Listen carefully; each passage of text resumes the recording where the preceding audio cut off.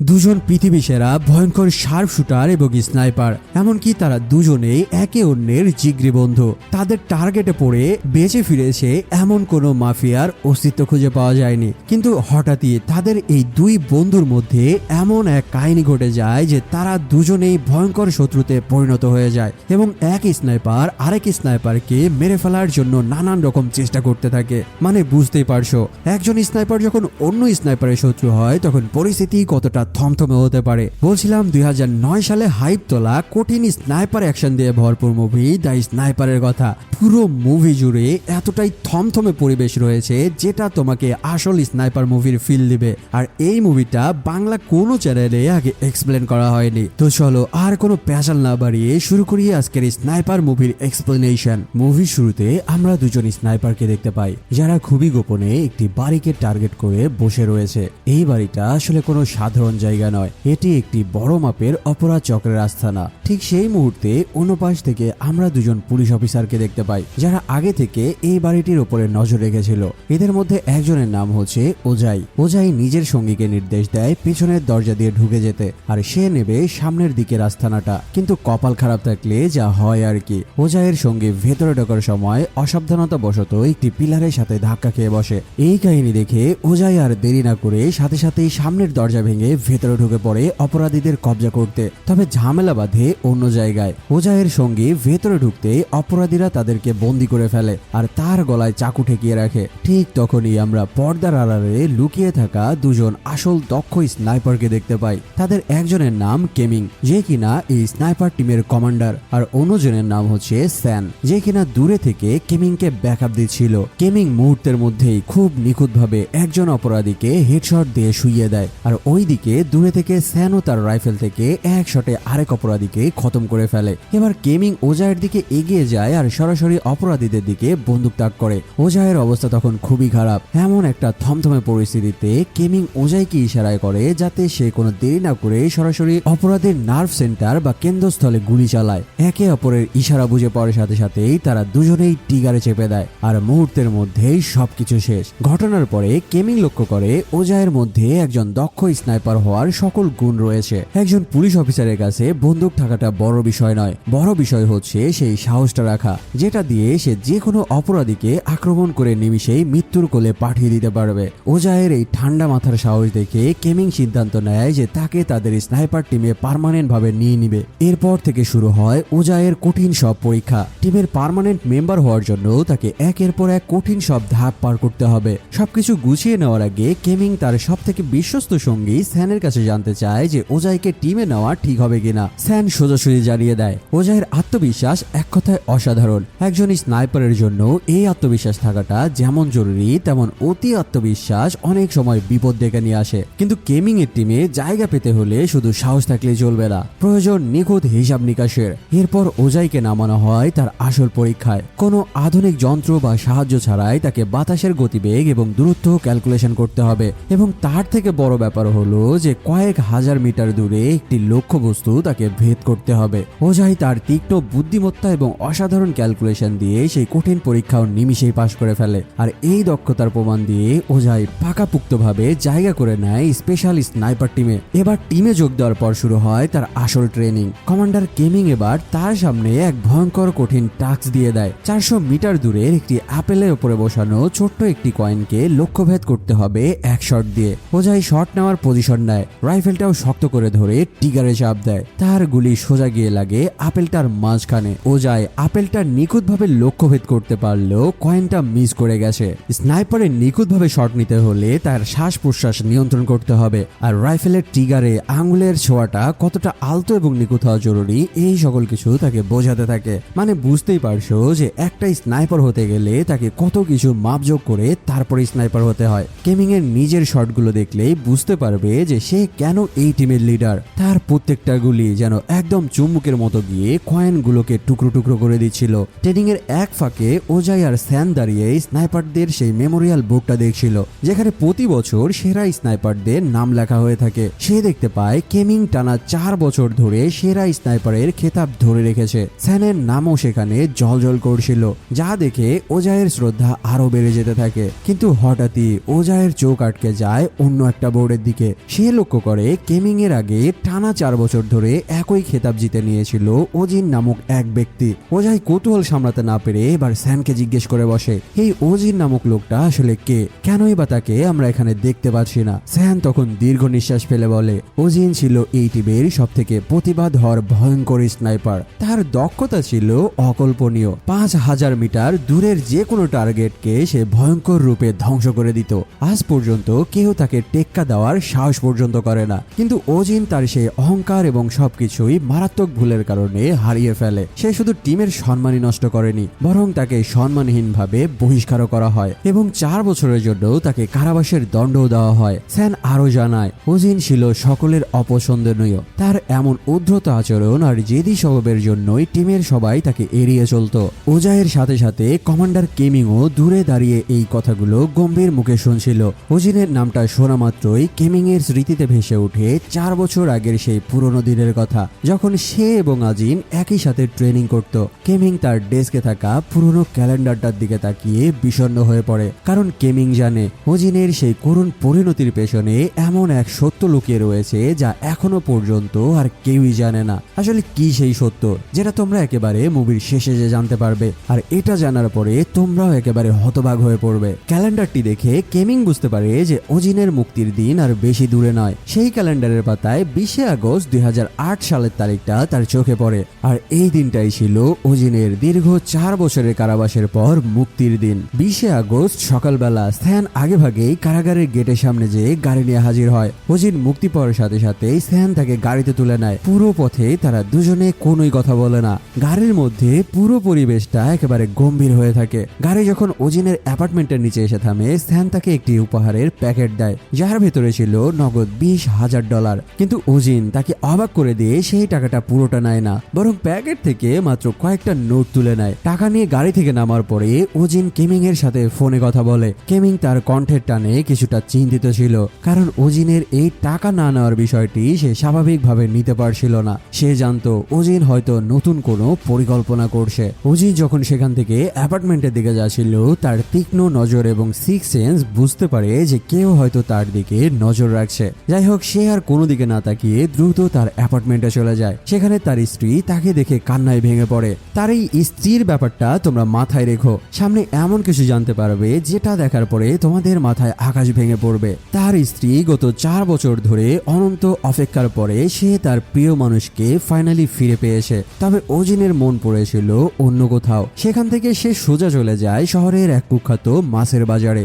এই বাজারটা সাধারণ কোনো মাছ কেনাবেচার বাজার নয়, বরং এটি হচ্ছে অস্ত্র পাচারের এক বড় গোপন ঘাঁটি। সেখানে পা রাখতে ওজিন যেন তার সেই পুরনো সত্তাকে ফিরে পেতে থাকে, আর সে তার হারিয়ে ফেলা অস্ত্রগুলোকে আবারও খুঁজতে থাকে। আসলে তোমাদেরকে জানিয়ে রাখি যে এই ওজিনের একটা বিশেষ কাস্টমাইজ স্নাইপার রাইফেল রয়েছে, আর সেই রাইফেলটিকেই সে খুঁজে বেড়াচ্ছে। অন্যদিকে কেমিং তখন হাসপাতালের করিডোরে দাঁড়িয়েছিল।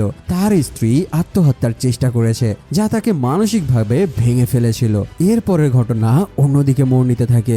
এক কুখ্যাত অপরাধী এবার জেল থেকে মুক্তি পাচ্ছে। তাকে নিতে আসে তার ছোট ভাই। তারা দুজনেই কোনো এক রেস্তোরাঁয় বসে পরিকল্পনা করছিল কিভাবে তাদের অন্য এক বন্দী ভাইকে জেল থেকে ট্রান্সফার করার সময়ে জেল ভেঙে বার করে নিয়ে আসবে। কিন্তু দুর্ভাগ্য, তাদের সেই রেস্তোরাঁয় পাশের সিটে বসেছিল ওজিন। সে তাদের প্রতিটি কথা আড়ি পেতে শুনে ফেলে। ওজিনের চোখে তখন শিকারী বাজ পাখির মতো তীক্ষ্ণতা।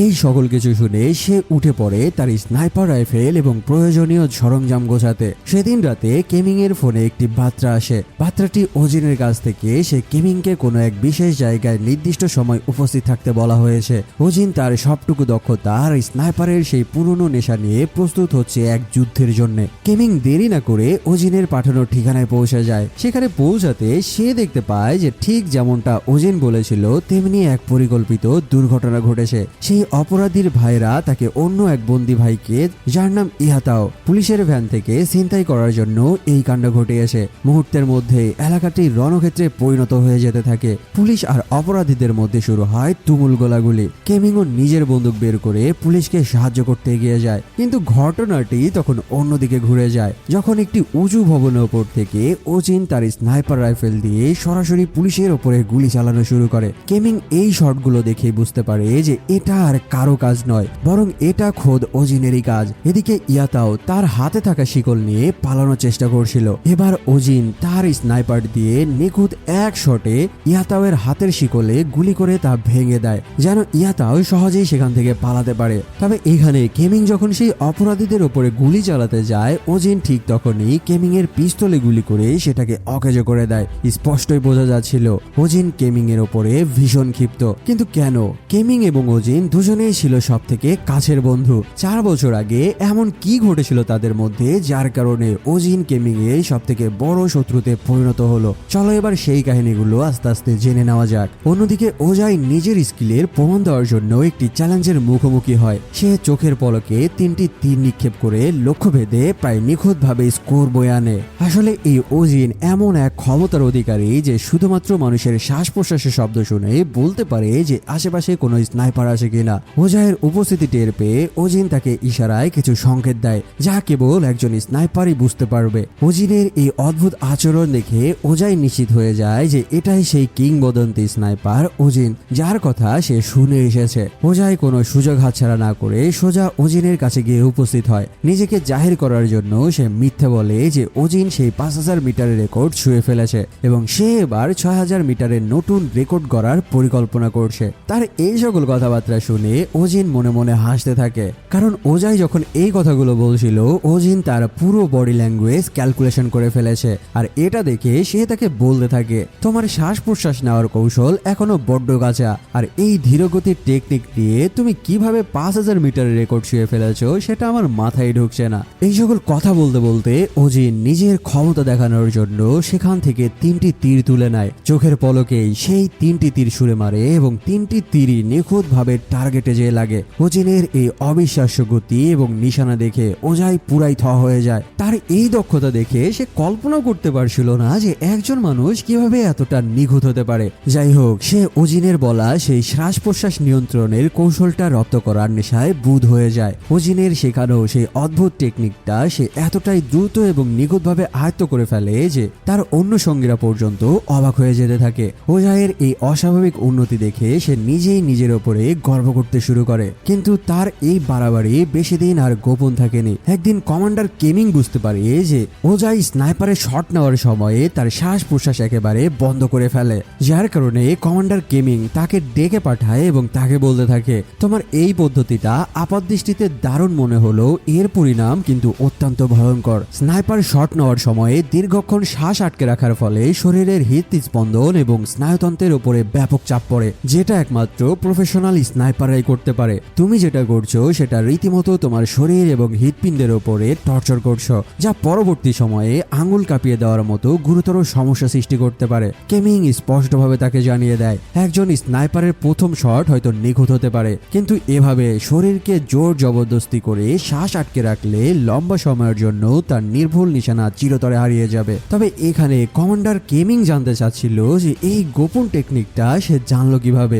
এবার ওজাই আর কোনো লুকোচুরি না করে তাকে স্বীকার করে ফেলে এই টেকনিকটা সে ওজিনের কাছ থেকে শিখেছে। ওজিনের নাম শুনতেই কেমিং যেন তেলে বাগুনে একেবারে জ্বলে ওঠে, কারণ তোমরা তো ভালো করেই জানো এই কমান্ডার কেমিং এবং ওজাই এক সময়ে ভালো বন্ধু থাকলেও এখন একে অন্যের জাতশত্রু, যার কারণে সে কঠোরভাবে নির্দেশ দেয় তার অধীনে থাকা অবস্থায় স্নাইপার ওজিনের কোনো পদ্ধতি বা স্টাইল অনুসরণ করা যাবে না। তার শেখানো নিয়মই এখানেই শেষ কথা। এদিকে শহরের পরিস্থিতি তখন মারাত্মক উত্তপ্ত। পুলিশ আর স্পেশাল স্নাইপার টিম মিলে একটা কনফারেন্স স্পেস ডেকেছে, যেখানে তারা জনগণের কাছে কথা দিয়েছে যে ভয়ঙ্কর অপরাধী ইয়াতাওকে তারা যত দ্রুত সম্ভব হেডশট দিয়ে উড়িয়ে দেবে। তবে ওজাইয়ের যেহেতু ওজিনের সাথে সম্পর্ক রয়েছে, যার কারণে কমান্ডার কেম ইচ্ছে করে এই মিটিং এ ওজাইকে সেখান থেকে দূরে রেখেছিল। মিডিয়ার লোকজন ওজাইকে ঘিরে ধরে নানা রকমের প্রশ্ন করতে থাকে, আর এদিকে ওজাই বয়সে ছোট এবং তার মাথা গরম থাকায় এমন সব চ্যালেঞ্জিং কথাবার্তা বলে বসে যা পরিস্থিতিকে আরো জটিল করে তোলে। ঠিক সেই সময়ে স্যান সবার সামনে ফাঁস করে দেয় 4 বছর আগের সেই লোমহর্ষক ঘটনার আসল সত্যি। তখন ইয়াতাও একটা ব্যাংকে ডাকাতি করতে ঢুকেছিল।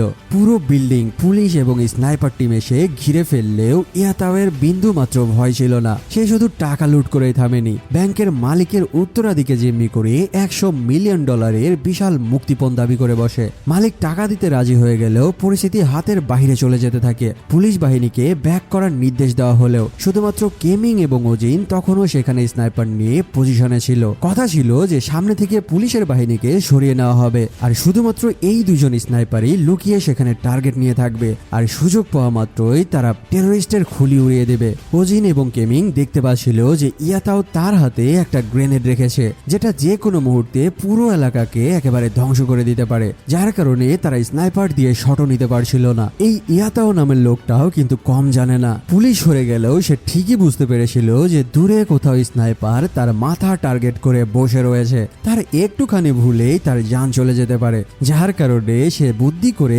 গ্রেনেডটা তার হাতে রেখেছিল। আর তোমরা তো ভালো করেই জানো যে ওই 4 বছর আগে ওজিন ছিল পৃথিবীর সবথেকে ভয়ঙ্কর এবং নিখুঁত টার্গেটের একজন স্নাইপার, যার কারণে সে এতটাই আত্মবিশ্বাসী ছিল যে ইয়াতাওয়ের মাথায় সরাসরি গুলি করার সিদ্ধান্ত নিয়ে নেয়। কিন্তু ওজিনের গুলি যখন কাচের দরজা ভেদ করে যায়, ঠিক সেই মুহূর্তে ইয়াতাও এমন ভাবে মাথাটা সরিয়ে নেয় যে গুলিটা যে লাগে তার হাতে থাকা অসহায় জিম্মি হয়ে থাকা সেই ব্যক্তির মাথায়। মুহূর্তের মধ্যেই দৃশ্যপট বদলে যায় একেবারে পুরোপুরি 180 ডিগ্রি অ্যাঙ্গেলে। মানে সেই টেরোরিস্ট পানে বেঁচে যায়, আর উল্টো জিম্মি হয়ে থাকা নিরপরাধ লোকটি ঘটনাস্থলে মারা যায়। এই ঘটনা বলেই স্যান ওজাইকে সেই চিরন্তন সত্যটি বুঝিয়ে দেয়, একজন স্নাইপারের জন্য আত্মবিশ্বাস জরুরি, কিন্তু সেই বিশ্বাস যদি অতিরঞ্জিত হয় তবে তার পরিণাম হবে খুবই ভয়ঙ্কর। যাই হোক, নিরপরাধ লোককে মেরে ফেলার কারণে এবার ওজিনকে অ্যারেস্ট করে কাঠগড়ায় দাঁড় করানো হয়। তার বিরুদ্ধে অভিযোগ ঊর্ধ্বতন কর্মকর্তাদের অনুমতি না নিয়ে সে সরাসরি টিগারে চেপেছিল। ওজিন নিজের পক্ষ নিয়ে জানায় সে ইয়াতাওকে গ্রেনেডের পিন খুলতে দেখেছিল, আর রিপোর্ট করার মতো তার হাতে কয়েক সেকেন্ড পর্যন্ত সময় ছিল না, যার কারণে বাধ্য হয়ে সে জরুরি পরিস্থিতিতে সিদ্ধান্ত নিয়েছিল। বিচারের সময় স্যানকে জিজ্ঞেস করা হয় ঘটনার সত্যতা নিয়ে, কারণ সেই অপারেশনে স্যান ছিল পর্যবেক্ষকের ভূমিকায়। কিন্তু স্যান তার নিজের অবস্থান পরিষ্কার করে জানায় সে তখন পরিবেশটা পর্যবেক্ষণ করছিল, তাই ইয়াতাও আসলেই গ্রেনেডের পিন খুলেছিল কিনা তা সে নিশ্চিতভাবে বলতে পারছে না। এখন সব ভাগ্য নির্ভর করছিল কেমিং এর ওপরে, যে ওজিনের সব থেকে কাছের এবং প্রাণের বন্ধু ছিল, কারণ সেদিন শুধু কেমিং এবং ওজিনই ছিল স্নাইপার টিমে, এবং তারা দুজন মাত্রই দেখেছিল যে আসলে সেদিন সে গ্রেনেডের পিন খুলেছিল কি খুলেছিল না। যখন কেমিং এর কাছে বয়ান চাওয়া হয়, সে খুব ঠান্ডা মাথায় জানায় সে ইয়াতাওয়ের সব নড়াচড়া লক্ষ্য করছিল এবং ওজিন যা দাবি করছে তার কোনো সত্যতা সে দেখেনি। অর্থাৎ কেমিং স্পষ্ট করে জানিয়ে দেয় ইয়াতাও সেদিন গ্রেনেডের পিন খোলেনি। ব্যাস, কেমিং এর এই একটা মিথ্যা সাক্ষ্যই ওজিনের ক্যারিয়ার আর জীবন একেবারে তছনছ করে দেয়। ওজিনকে অযোগ্য ঘোষণা করে বাহিনী থেকে সম্মানহীনভাবে বহিষ্কার করা হয়, আর 4 বছরের জন্য তাকে জেলে পাঠানো হয়। তার প্রাণের বন্ধুর এমন বিশ্বাসঘাতকতা দেখে ওজিন সেদিনই বুঝে গিয়েছিল যে কেমিং তাকে ইচ্ছে করে ফাঁসালো। সেদিন থেকে ওজিনের মনে কেমিং এর প্রতি জন্ম নেয় এক চরম ঘৃণা আর প্রতিশোধের আগুন। এদিকে ইয়াতাও আর তার ভাই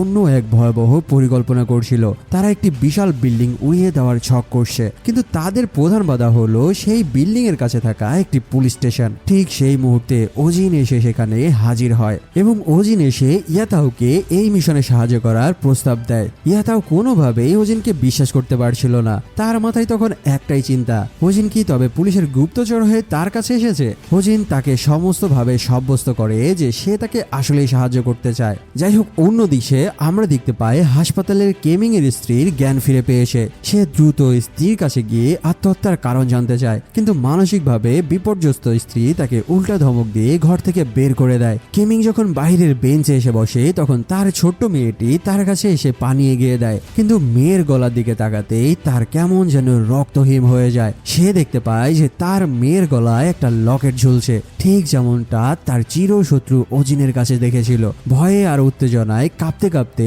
সে তার মেয়েকে জিজ্ঞেস করে, এই জিনিসটি তুমি কোথায় পেয়েছো? তার মেয়েটি তাকে বলতে থাকে যে একটি অজানা ব্যক্তি তাকে এটি উপহার দিয়েছে। কেমিং বুঝতে পারে ওজিন তার পরিবারের একেবারে কাছাকাছি পৌঁছে গেছে। স্যান এবার সরাসরি কেমিংকে গিয়ে চেপে ধরে। সে কেমিং এর কাছে 4 বছর আগের ঘটনার আসল সত্যতা জানতে চায়। যায় ওজিন কি সত্যি সেই জিম্মি করা লোককে ইচ্ছা করে গুলি করেছিল, নাকি কেমিং মিথ্যা সাক্ষ্য দিয়ে ওজিনের পুরো জীবনটাই বরবাদ করে দিয়েছে। কিন্তু এত কিছুর পরেও কেমিং তার মুখ খুলতে অস্বীকার জানায়। সে জেদ ধরে বলতে থাকে, সেদিন যা ঘটেছিল আমি সত্যিটাই বলেছি। কেমিং সিদ্ধান্ত নেয় এবার আর ছাড় নয়, ওজিনকে যে কোনো মূল্যে ধরতেই হবে, কারণ ওজিন পুলিশের উপরে হামলা করেছে এবং অপরাধীদের পালানোর সুযোগ করে দিয়েছে। এমনকি সে অপরাধীদের সাথে হাত মিলিয়ে একের পর এক অপরাধ করে যাচ্ছে। পরদিন সকালে কেমিং গোপনে ওজিনের পিছু নেয় তার অ্যাপার্টমেন্টের দিকে এগোতে থাকে। কিন্তু ভাগ্য খারাপ থাকলে যেটা হয় আর কি, ওজিনকে অনুসরণ করার মিছিলে শুধু কেমিংই ছিল না,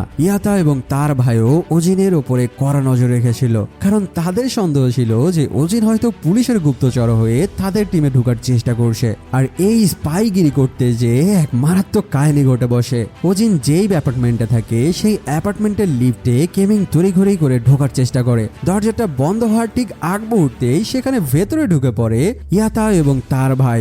এক ছোট্ট লিফটে মুখোমুখি তিনজন শত্রু। পুরো মুভির মধ্যে এই পরিস্থিতিটা এতটাই থমথমে ছিল যেটা দেখার সময়ে তোমার রোম দাঁড়িয়ে যাবে। যাই হোক, একে অপরের দিকে তাকাতে তাকাতে তিনজনই একসাথে একে অপরের দিকে বন্দুক তাক করে বসে। এক মুহূর্ত সামান্য ভুলেই সেখানে ঘটতে পারত রক্তগঙ্গা। হঠাৎ শুরু হয় গোলাগুলি, আর সেই শব্দে চারপাশের পুলিশরা সতর্ক হয়ে লিফটের দিকে ছুটে আসে। এই সুযোগে ওজিন বাইরে থেকে পুলিশের উপরে গুলি চালিয়ে ইয়াতাও এবং তার ভাইকে রক্ষা করে। শুরু হয় এক ভয়ঙ্কর ধাওয়া পাল্টা ধাওয়া। একদিকে পুলিশের এক বিশাল বাহিনী, আর অন্যদিকে ওজিন একাই তাদেরকে টপাটপ কিল করতে থাকে। কেমিং মরিয়া হয়ে ওজিনকে পেছন থেকে ধাওয়া করতে থাকে। এক পর্যায়ে কোনো উপায় না দেখে ওজিন উঁচু বিল্ডিং এর ছাদ থেকে তারের উপরে ঝুলে পড়ে, কিন্তু সেই তার এবার ওজিনকে নিয়ে নিচের দিকে ছিঁড়ে পড়তে থাকে। কেমিং সাথে সাথে দৌড়ে এসে ওজিনের হাত ধরে ফেলে, কিন্তু ওজিনের শরীরের ভারে কেমিং নিজেও ঝুঁকির মুখে পড়ে যেতে থাকে। একদিকে ব্যক্তিগত ঘৃণা, অন্যদিকে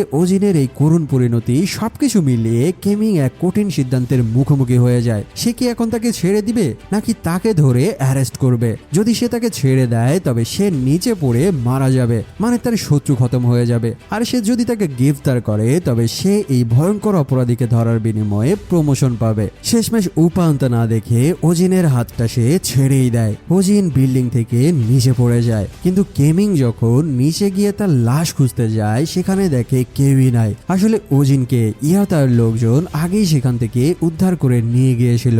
আর এই যুদ্ধে ইয়াতাওকে বাঁচানোর জন্য ইয়াতাও এবার ওজিনকে প্রাণপণে বিশ্বাস করা শুরু করেছে। অন্যদিকে গল্পে আসে এক ভয়ঙ্কর এবং আবেগঘন মোড়। অফিস থেকে ফেরার সময়ে স্যান বুঝতে পারে তার গাড়ির ভেতরে ওজিন ওত পেতে বসে রয়েছে। মুহূর্তের মধ্যেই স্যানকে কাবু করে ওজিন তাকে নিয়ে যায় তার নিজস্ব অ্যাপার্টমেন্টে। এবার সেখানে স্যানকে চেয়ারের সাথে শক্ত করে বেঁধে ফেলে। ওজিন তখন তার স্ত্রীর সাথে যেন খুব স্বাভাবিকভাবে কথা বলছিল, অথচ পুরো ঘরে ওজিন ছাড়া আর কোনো মানুষই ছিল না। স্যান তখন আতঙ্কিত হয়ে দেখে যে ওজিন আসলে এক ভয়াবহ মানসিক বিভ্রম বা হ্যালুসিনেশনের মধ্যে পড়ে গেছে। ওজিনের স্ত্রী 4 বছর আগেই বিল্ডিং থেকে পড়ে মারা গেছে যখন ওজিন জেলে ছিল, অথচ ওজিন এখনো তাকে পাশে দেখতে পাচ্ছে। মানে তোমরা প্রথমে যে ওজিনের স্ত্রীকে দেখেছিলে এবং আবেগঘন মুহূর্ত দেখেছিলে, এই সকল কিছুই ছিল ওজিনের বানানো একটা মানসিক বিভ্রম। এবার স্যান তাকে বলতে থাকে যে ওজিন, তোমার স্ত্রী 4 বছর আগেই মারা গেছে ছাদ থেকে পড়ে। যে তুমি যার সাথে কথা বলছো এটা তোমার হ্যালুসিনেশন, তোমার স্ত্রী আর বেঁচে নেই, আর এই সত্যটা তুমি মেনে নাও। ওজিনের কাছে এই কথাগুলো যেন আগুনে ঘি ঢালার মতো লাগে। আসলে ওজিন এখানে স্যানকে নিয়ে এসেছিল তার সাথে হিসাব বোঝাপড়া করার জন্য। স্যানের এই কথায় ওজিনের স্মৃতিতে 4 বছর আগে সেই কালো দিনটিও আবারও ভেসে ওঠে। সে বলতে থাকে যে সেদিন তার পাশে কেউই দাঁড়ায়নি, বরং তার সব থেকে কাছের বন্ধু তাকে বিনা দোষে ফাঁসিয়ে দিয়েছিল। স্যানের সামনে ওজিনের হ্যালুসিনেশন যেন আরো ভয়াবহ রূপ নিতে থাকে। সে তার স্ত্রীর ছায়াকে দেখতে পায় যে তাকে সান্ত্বনা দিচ্ছে, আবার ঠিক একই মুহূর্তে তার সামনে ভেসে উঠতে থাকে জিম্মির ছায়া, যাকে ওজিন ভুল করে গুলি করে সেদিন মেরে ফেলেছিল। সেই জিম্মি ওজিনের কাছে এসে তার মৃত্যুর জবাবদিহি চাইছে। আর এই বিভ্রমের চরম এক পর্যায়ে ওজিন দেখতে পায় কেমিং এর ছায়াকে, যে তাকে দোষারোপ করছে আদালতের চত্বরে। মানসিক এই যন্ত্রণায় ওজিন একেবারে ছটফট করছিল। এই মানসিক টর্চার সে সহ্য করতে না পেরে তার হাতের কাছে পড়ে থাকা MG5 অস্ত্রটি তুলে নেয় আর এলো পাথারি তার রুমের মধ্যে গুলি করতে থাকে। পুরো পৃথিবী যেন এখানে এক মরীচিকার মতো কাজ করছিল। সেখানে বন্ধু, শত্রু আর মৃত মানুষেরা সব মিলেমিশে তার তার জীবনটা একেবারে কুড়ে খাচ্ছিল। গুলি চালানোর পর ধুলোবালির পর্দা সরতেই ওজিনের সম্মতি ফিরে আসে। তার চোখের সামনে ঝাপসা দৃশ্যটা পরিষ্কার হতে থাকে, কিন্তু এবার সে যেটা দেখলো তাতে তার পুরো পৃথিবীটাই থমকে যায়। এই এলো পাথরের গুলি আসলে সে অন্য কারো উপরে নয়, বরং খোদ তার প্রিয় বন্ধু স্যানের বুক ঝাঁঝরা করে দিয়েছে। আসলে স্যানকে মেরে ফেলার তার কোনো ইচ্ছাই ছিল না। ওজিনের উন্মাদনায় শিকার হয়ে স্যানের শরীরে বিঁধেছে এক ঝাঁক বুলেট। স্যান সেখানে আস্তে আস্তে মৃত্যুর কোলে ঢলে পড়ে। ঠিক সেই মুহূর্তে কেমিং তার স্পেশাল ফোর্সের টিম নিয়ে ওজিনের অ্যাপার্টমেন্টে অভিযান চালায়, কিন্তু ওজিন ততক্ষণে সেখান থেকে পালিয়ে যায়। শুধু সেখানে পড়েছিল নিথর স্যামের মরদেহ। পরদিন সকালে ওজিন তার জীবনের সবথেকে বড় এবং শেষ বাজিটা ধরার প্রস্তুতি নেয়। ওজিন পুলিশ কমিশনারকে সরাসরি ফোন করে চ্যালেঞ্জ ছুড়ে দেয়। সে বলতে থাকে যে আজকে দেখবো যে আসল স্নাইপারকে। যদি হিম্মত থাকে তবে তোদের লিডার কেমিংকে তার পুরো স্নাইপার টিম নিয়ে নির্দিষ্ট জায়গায় আমার সাথে মোকাবেলা করতে বল। নির্ধারিত স্থানে কেমিং এসে পৌঁছায়। ওজিন তখন পাহাড়ের ওপর থেকে এক অদ্ভুত খেলা শুরু করে। সে ইয়াতাওকে ফোন করে বলে 4 বছর আগে যেই শটটা সে মিস করেছিল আজকে সেই শটটা সে পূরণ করতে চায়। আসলে ওজিনকে যখন তোমরা দেখছিলে ইয়াতাওয়ের দলে ঢুকে অপরাধ করতে, আসলে এটা ছিল তার কাছে একটা সাজানো ট্যাপ। সে চাচ্ছিল ইয়াতাওয়ের কাছাকাছি পৌঁছে তার ভুলের প্রায়শ্চিত্ত করতে, আর আজকে সেই প্রায়শ্চিত্ত করার জন্যই সে সবকিছুর প্ল্যান করেছে। ওজিন বাজি ধরে ইয়াতাওকে বলতে থাকে যদি ইয়াতাও তার বুলেট থেকে বাঁচতে পারে তবে সে তাকে আজীবনের জন্য ছেড়ে দেবে। ইয়াতাও সে একই পুরনো কৌশলে এক জিম্মিকে ঢোল বানিয়ে সামনে এগোতে থাকে। যখন তার ভাই প্রায় নিরাপদ আশ্রয়ে পৌঁছে যায়, ঠিক সেই মুহূর্তে ওজিনের রাইফেলের ট্রিগার গর্জে ওঠে। বুলেটটি ইয়াতাওয়ের মাথা একদম এফোর ওফোর করে দেয়। পরিস্থিতি আরো ভয়াবহ আকার ধারণ করে যখন কেমিং এর স্পেশাল স্কোয়াড ওজিনকে ঘিরে ধরার চেষ্টা করে, কিন্তু ওজিনের পজিশন আর তার স্নাইপার দক্ষতার সামনে কেমিং এর টিম একেবারে পুতুলের মতো টপ কিল হতে থাকে। ওজিন পাহাড়ের ওপর থেকে এমন নিখুঁতভাবে শট নিছিল যে পুলিশের একটার পর একটা স্কোয়াড কেবল হেডশট খেয়ে মারাই পড়ছিল। এমনকি সেই স্কোয়াড টিমকে যারা চিকিৎসা দিতে আসছিল সেই মেডিকেল টিমকে ওজিন ছাড় দেয়নি। কেমিং বুঝতে পারে একজন স্নাইপারকে থামাতে হলে চায় একজন দক্ষ স্নাইপার। সে তার সেরা 6 জন স্নাইপার টিমকে মাঠে নামায়। এই 6 জন স্নাইপার খুব সাবধানে প্রতিটি কোণ সার্চ করতে থাকে, কিন্তু ওজিন তো ওজিনই। সে পৃথিবীতে শুধু এক পিসি রয়েছে। সেখানে একটা পুরনো গাড়ির জানালায় নিজের রাইফেল এমন ভাবে সেট করে রাখে যেন সকল স্নাইপার বুঝতে পারে যে এখানেই ওজিন ওত পেতে বসে রয়েছে। সবাই একসাথে গাড়ি লক্ষ্য করে ব্রাশ ফায়ার শুরু করে দেয়, কিন্তু ওজিন তখন অন্য পজিশনে দাঁড়িয়েছিল। যখনই স্নাইপাররা বুঝতে পারে যে তারা মারাত্মক রকমের ধোঁকা খেয়েছে, তখনই ওজিন তাদের এক সদস্যের খুলি উড়িয়ে দেয়। স্নাইপাররা মরিয়া হয়ে স্মোক গ্রেনেড মেরে সেখান থেকে পুরো এলাকা অন্ধকার করে দিয়ে নিজেদেরকে কাভার নিতে থাকে, কিন্তু এই ধোঁয়ায় তাদের জন্য কাল হয়ে দাঁড়ায়। ধোঁয়ার আড়ালে ওজিন এক অদৃশ্য ঘাতকের মতো মুহূর্তের মধ্যে আরো 2 জন স্নাইপারের মাথার খুলি উড়িয়ে দেয়। স্নাইপার টিমের 6 জনের মধ্যে এখন মাত্র 3 জন বাকি রয়েছে। কেমিং হন্যে হয়ে ওজিনের পজিশন খুঁজছিল, কারণ সেও বুঝতে পেরেছে যে এই 3 জনকে মারার পরে ওজিন কেমিং এর খুলি উড়িয়ে দিতে চলেছে। কেমিং ওজাইকে রেডিওতে সতর্ক করে বলে দেয় ওজিনের কাছে যে বিশেষ ভয়ঙ্কর স্নাইপার রাইফেল রয়েছে সেই রাইফেলের রেঞ্জ খুবই মারাত্মক, ভুলেও সেই স্নাইপারের সামনে পড়া যাবে না। ওজিনের এই স্টাইলে শ্বাস প্রশ্বাস বন্ধ রেখে প্রথম 5টি শট মারাত্মক নিখুঁত হয়। তাই এই 5টি শট যখন পার হয়ে যাবে তারপর তার লক্ষ্যভেদ এবং গতি কমতে শুরু করবে। আমি ওজিনের মাইন্ড ডিস্ট্র্যাক্ট করার চেষ্টা করতে থাকবো, আর যখনই তার মাইন্ড ডিস্ট্র্যাক্ট হয়ে যাবে তুমি তার উপরে ঝাঁপিয়ে পড়বে। এটা বলেই কেমিং আঁকাবাঁকা বা জিগজ্যাগ পথে দৌড়ানো শুরু করে।